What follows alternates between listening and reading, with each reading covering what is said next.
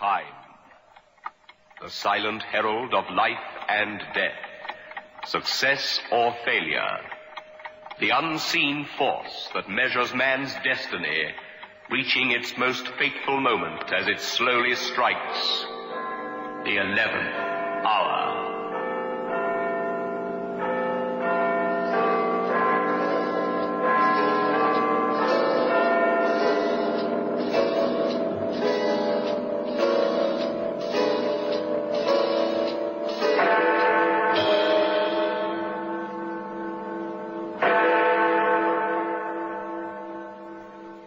That is the last will and testament of the late Louisa Catherine. I can't believe it. I just can't believe it. She's left us nothing. She had all that and we get nothing. There is this letter, ma'am. It's addressed to you and marked private. A letter for me? Quick, where is it? Here it is. My instructions were to give it to you after the reading of the will.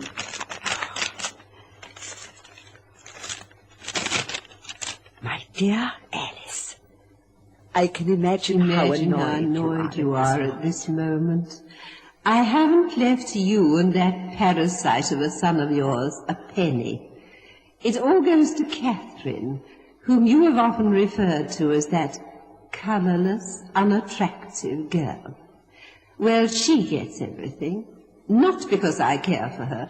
I, too, find her colourless and unattractive. But I have to leave the estate to someone. Anyone but you, dear sister. You've had quite enough. You've always loathed me, yet were hypocrite enough to pretend love and devotion because of the money. Now it's gone. You and your son are on your own. Happy hunting. With fondest love, Louisa. Well, ma'am, and what are your sister's instructions? Mrs. Mason, what are your sister's instructions? Oh, she explains everything. Satisfactorily? Of course, most satisfactorily. Well, now the will's been read, if you'll excuse me. Come, David. I followed Mother, as I always followed Mother. She was small and elegant. I was tall and gangling and laughably shy, because of her. She did it to me, because she answered for me always. She lived my life for me. I had prayed for money from Aunt Louisa's estate, but there was none for me. There was no way I could escape this stifling love and devotion and possession, no way at all. I followed her to the car and noticed the letter gripped firmly in her immaculately gloved hand. I didn't realize it then, but that letter was to be the key to my freedom. It was to open my cage door and let me fly. But before that happened, I had to stare at the bottomless pit of horror. I had to witness the biter bit.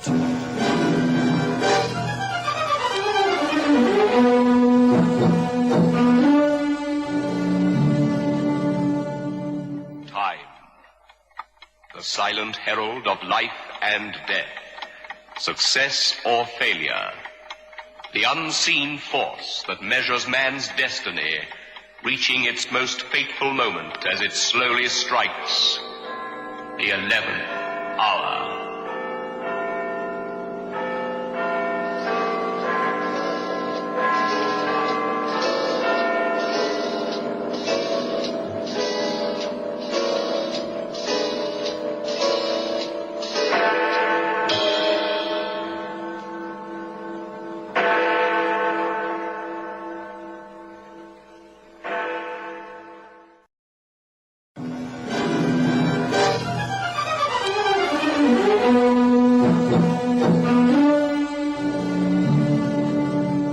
She didn't even talk when I parked the car and we walked into the house. But I could read the signs. A tight mouth and hard brown eyes. She was in a devil of a temper. Then suddenly she seemed to explode, and the words poured from her. Louisa was amused when she wrote that letter, amused. And I could imagine the smile on her face. I'm getting even with Alice. I suppose she sat there and thought this is going to be great fun. Oh, what a wonderful opportunity to strike back. What did she write in the letter? Read it. Read it. Go on. It affects your future as well. She calls you a parasite, David. When I think of what you did for her, fetching and carrying without a word of complaint, what other man would have shown her such kindness and consideration? And she thanks you by calling you a parasite, ridiculing you, and leaving everything to that wretched girl, Catherine. Well, what do you think of that letter from your dear aunt? Did you loathe her, Mother? Of course, and you blame me. Do you? That letter proves the kind of woman she was. But if you felt like that, why did you live here with her? Where else could I live, silly boy? Your father decamped and left me no money at all. I had to make my home somewhere. Louisa lived in this tremendous house. She was alone. Of course, this should have been mine originally. Oh? She married the man I loved, and who in truth loved me. She stole him with false promises. Your father came, and I accepted him on the rebound. I see. But I didn't love him. How could I after the way he treated us? You do understand that, don't you, David? It wasn't my fault, the rift in my marriage. It was his. And I brought you here because I felt this was your life. I did it all for you, David. Of course. You did it all for me. When I think of how I waited on Louisa, how I nursed her those last months, morning, noon, and night, I never left her, then what thanks do I get? This slap in the face. We'll have to leave this house, of course. I suppose Catherine will take over, the lady of the manor. What will that immature, callow girl do with all this house? How can she entertain? I suppose she'll get married. Some waster who'll squander all Louisa's money. Anyway, I'm not giving up all that easy. What do you mean? There's nothing you can do, Mother. Aunt Louisa made that will, and you can't contest it. Perhaps not. Mother didn't say anything else after that, but she sat a long time looking down over the rolling green lawns. She was thinking. I knew the signs. It was no good talking to her, so I left her there. And it was an hour later that she came into my room. Darling, I've been thinking about Catherine. We should help her. Help her? But Mother, you said I that... know what I said, darling, but I was angry. I allowed everything to get beyond me. I've been reflecting back over everything. And after all, it was Louisa's money, wasn't it? She was entitled to leave it as she wished. Oh, darling, don't you look so surprised? Well, this is a change of attitude. I was shocked when I heard the reading of that will. Shocked and disappointed. Now I've had time to see everything in perspective. We must ask Catherine to come down. We must extend the hand of friendship, darling. You must be very nice to her. But I'll phone her now. After all, she has no one. She's completely alone, and I dare say this news has astonished and even frightened her a little. Frightened her? Well, the responsibility and all that. It's tremendous for one so young. £80,000. A great deal of wealth. 80,000. And all this. We mustn't envy her, darling. We must pity her. Now, where's her number? Ah, yes. All written here in dear Louisa's own handwriting. After I've spoken, you take over, darling, and tell her you'd be delighted to call and collect her. But, Mother, I can't stand Catherine. You do as you're told, David. Yes, Mother. And if we play our hands right, we may show a nice little profit on this deal. Catherine Mason speaking. Darling, it's your Aunt Alice. Oh, hello. We would so love you to come down and stay, and then you can settle in permanently later on. Well, Now, don't say no, darling, and spoil everything for David. He's looking forward to your company, and he says, bring your tennis things, as the weather is beautiful at the moment. Wait a minute, darling. Let him talk to you. Here you are, David. But, Mother... Talk to her. Hello, Catherine. hello, David. What about coming down, as Mother suggested? Well, you're very kind.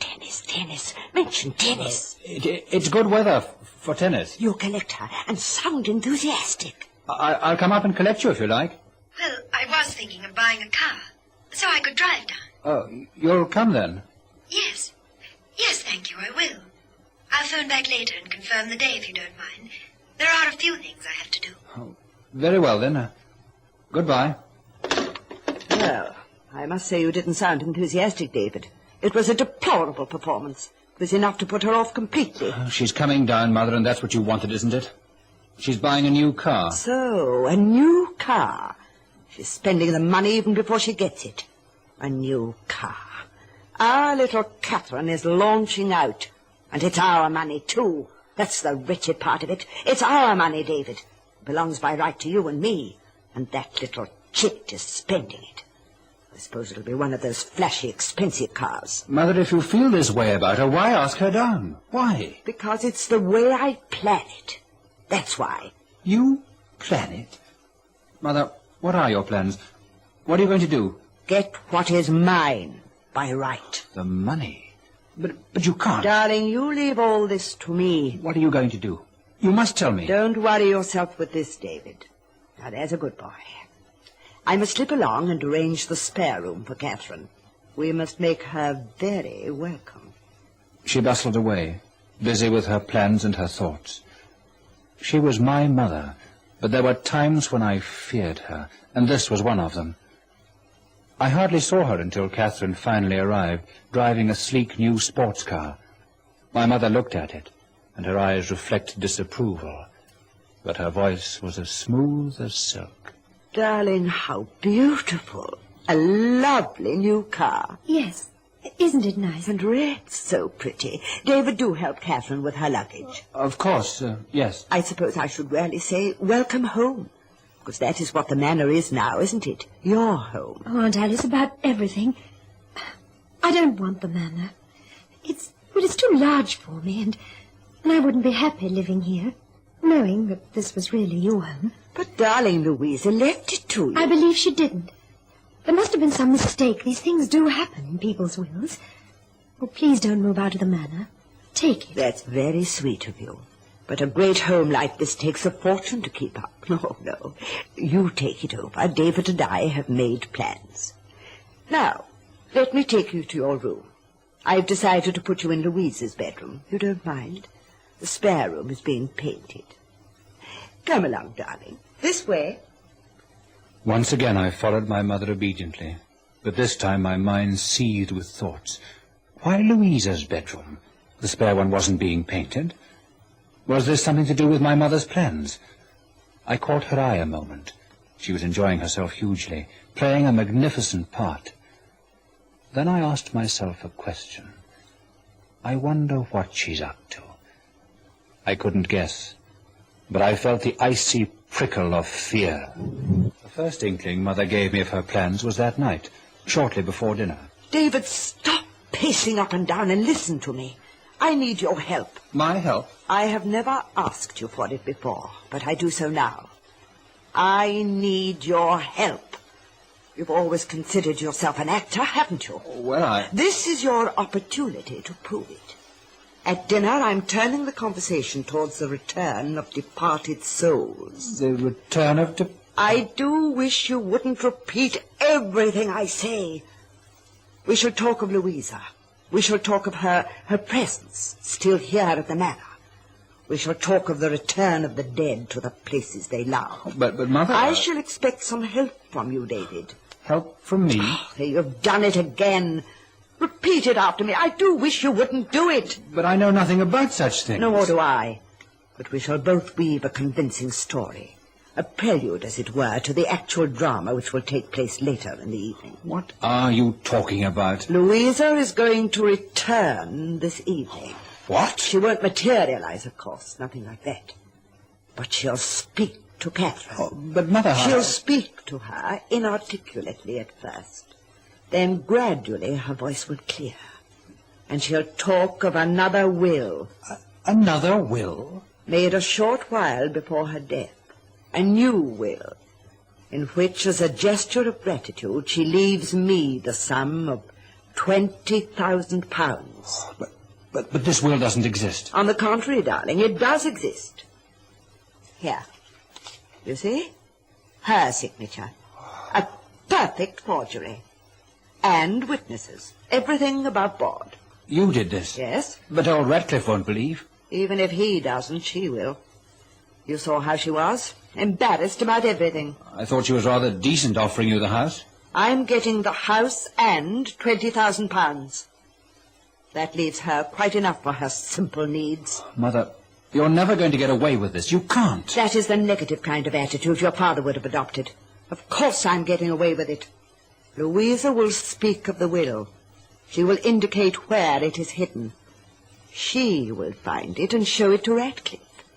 He may not believe. He may well have his suspicions and his doubts. But there is no evidence that this is a forgery. Don't forget, I never disclosed the contents of her letter to him. I kept that to myself. And I intend to burn it now.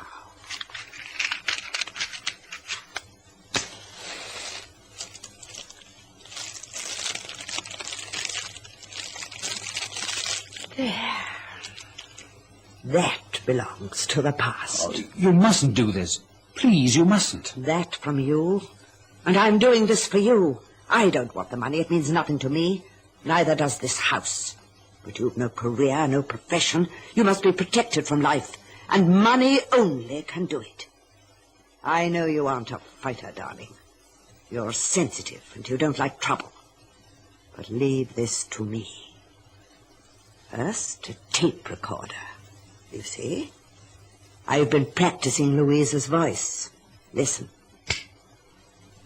Look, look, look. Desk. Hidden drawer. Hidden drawer. How's that? For pity's sake, don't do this. It can only lead to trouble. What if she dies of shock? What then? That is extremely unlikely. Women of that description are horribly healthy. Well, she might get hysterical or anything. All the better. Now, all I ask of you, David, is to assist me. I won't do it. Of course you will, silly boy. Now, you run along and dress for dinner. At 7:30, knock on her door and take her downstairs. I'll slip into Louisa's room and make the final arrangements. But Mother... There isn't much time, David. Now, do as I say, quickly. From then on, it became a nightmare, and I was powerless to resist the strength of my mother. You can condemn and criticize if you will. You can say what you like. I was weak and spineless. Oh, yes, I've said all that to myself many times. It was at dinner that Mother twisted the conversation with almost diabolical cunning. I do hope you'll be comfortable, Catherine. The room looks beautiful, Aunt Alice. I feel most distressed having to put you there. After all, that was Louisa's room. Oh, but that doesn't make me afraid. She was such a sweet person. I'm sure her influence could be only for the very kindest. Well, I'm glad you're adopting that attitude, darling. Especially As what, Aunt Alice? Well, I'd rather not talk about it. Oh, no, please, tell me. Well, this is really David's story. Do you mind if I tell Catherine? Well, of course you don't. You see, the day after Louisa's death, David saw her. You saw her? Only a pinpoint of light, wasn't it, darling? But her voice was unmistakable. She spoke Softly, and with the greatest effort. But she was distressed about something, wasn't she, David? She seemed to be sobbing. But I know you didn't want me to tell Catherine, darling. But she's very level-headed, and she should know. After all, if you love someone, it's comforting to know that they're around, isn't it? Well, yes, but... Now, let's not talk any more about it. We mustn't make you worried. by the end of the meal, Catherine had unbent completely, and I found myself liking her more and more as the evening wore on. Then, finally, the clock struck 11, and Mother rose to her feet. Darlings, it's so late. Just look at the time. But it's been a most enjoyable evening. Oh, I've enjoyed myself tremendously. Thank you, Aunt Alice. Tomorrow it's tennis for you. Anything to exercise this lazy boy here. I haven't played tennis for ages, but it should be fun. I thought you were very keen on it. Well, I had to give it up some time ago. Oh? I had heart trouble. Heart trouble? Oh, but it's all right now. I'd no idea, Catherine. But then, of course, we haven't seen much of each other, have we? Anyway, we'll remedy that in the future, won't we? Well, here's your room, dear. Oh, good. Peters has remembered to light the fire. There's a bell if you need anything. And I do hope you sleep wonderfully. Thank you, Aunt Alice. You've really been very kind. Good night, darling. Be seeing you in the morning. Good night, David. Good night. Well, that went magnificently. But no thanks to you, David. You were no help at all.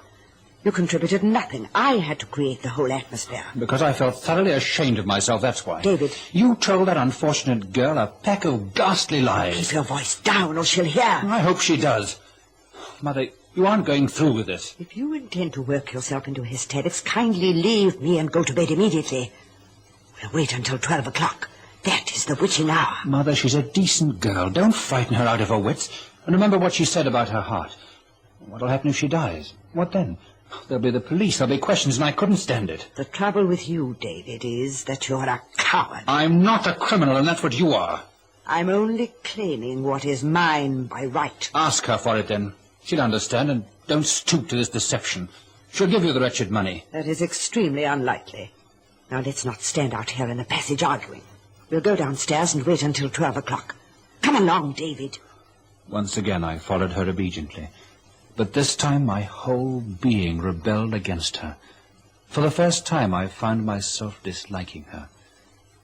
Then in some peculiar way she seemed to sense what I felt, because she looked up at me with her hooded brown eyes and said, It's no good hating me, David.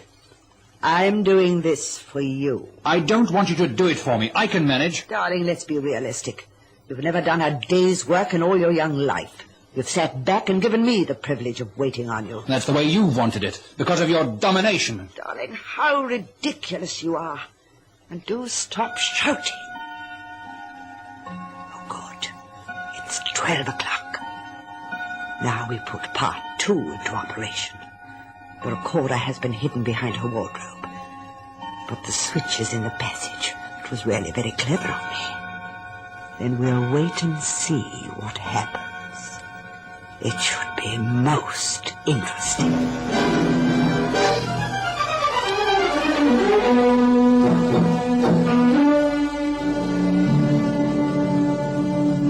The passage was pitch black, and there seemed a clamminess permeating the whole atmosphere. It almost seemed that one of the dead was with us. I stood back and watched her, with hate in my heart, for her and my weakness. She had it all organized perfectly. She bent to switch on a machine, and as she did so, I knew we weren't alone. There was someone else. I backed away, seeking to escape the malignancy of the presence. I gasped, but Mother was preoccupied with her plans. I remember she turned. David, for goodness sake, what's the matter? Don't you feel it, don't you? Feel it? Feel what? There's someone. What are you talking about? There's no one. Now, don't try and distract me, David. Let's leave. There is someone. Something. There is. Of course there isn't. She turned sharply from me, and her eyes widened with horror as she gazed with frightened intensity towards the end of the passage. I could see nothing. Then she gasped. Louisa! Louisa, you! I could hear nothing. I could see nothing.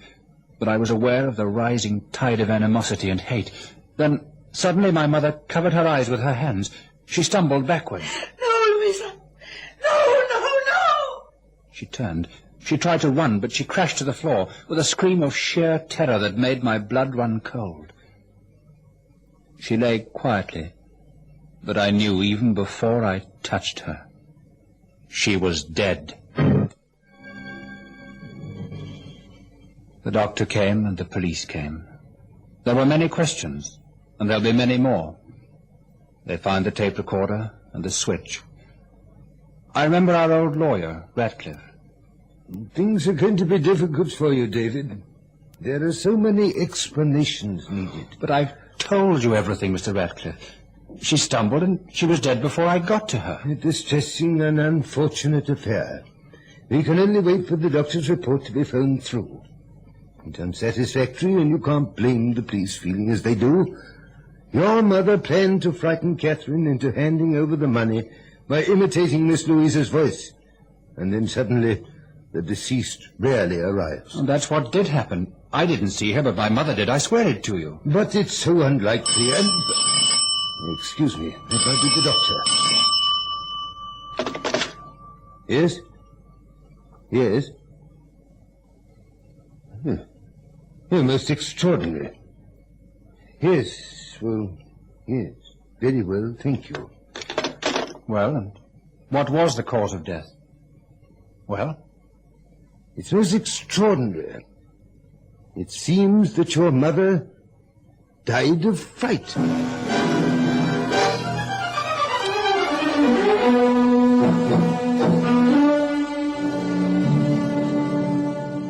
Time, the silent herald of life and death, success or failure, the unseen force that measures man's destiny, reaching its most fateful moment as it slowly strikes the 11th hour.